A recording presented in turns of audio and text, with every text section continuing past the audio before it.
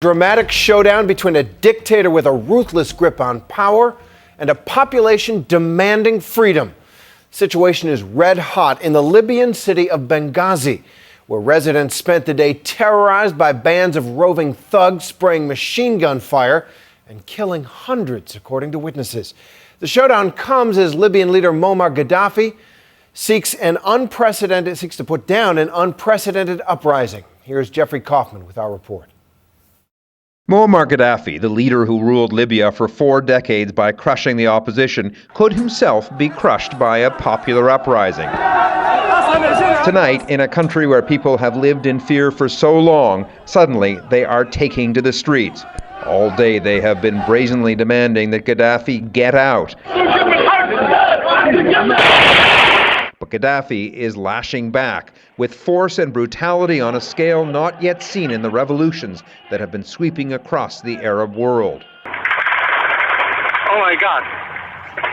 They are fighting the civilians here. They are crazy. They are going crazy here.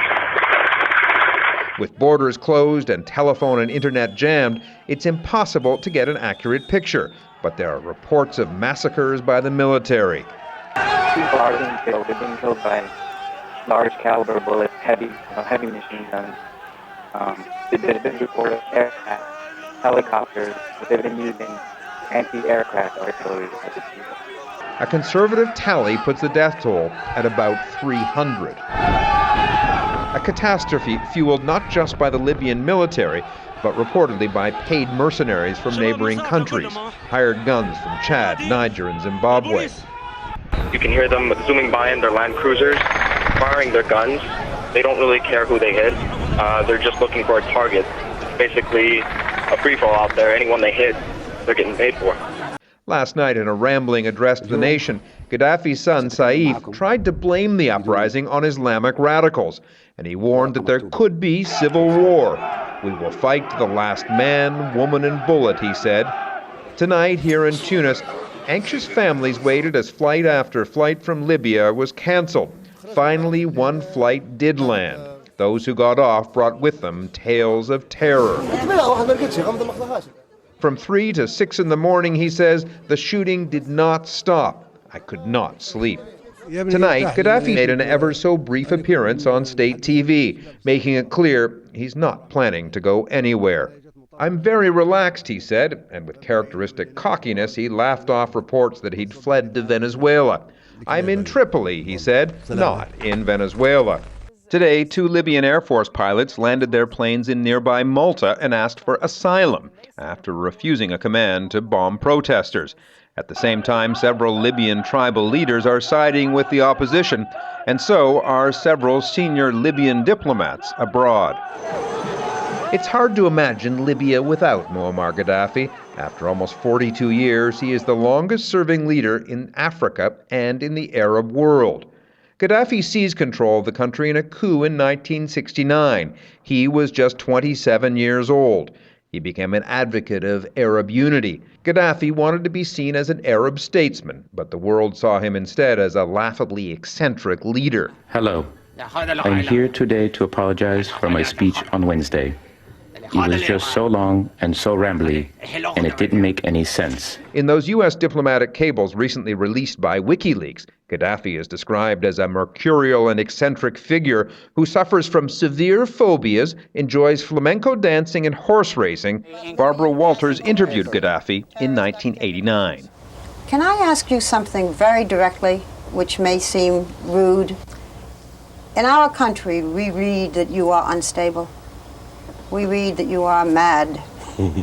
You know that those things have been printed. Why do you think this is? Other leaders are disliked, but they're not as controversial as you are. It is not because of me that I am Gaddafi.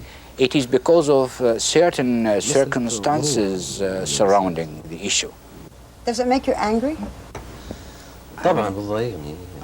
Of course, it irritates me. He has been a ruthless dictator who sponsored terrorists. He funded Black September. the group responsible for the massacre of the Israeli team at the Munich Olympics in 1972. And in 1986, his agents attacked a Berlin disco frequented by American soldiers. This monstrous brutality is but the latest act in Colonel Gadhafi's reign of terror. President Reagan ordered an airstrike on Gadhafi's compound, killing the leader's 15-month-old daughter. 2 years later, Gadhafi retaliated by taking down Pan Am 103 over Lockerbie, Scotland, killing 270 people, including 179 Americans. For years, Gadhafi refused to take responsibility for the bombing, but that changed in 2003 when he acknowledged his role and tried to make amends. George Stephanopoulos talked to him that year. Do you think there will be an alliance between the United States and Libya in your lifetime? Russia and America, they were enemies. Now they're friends.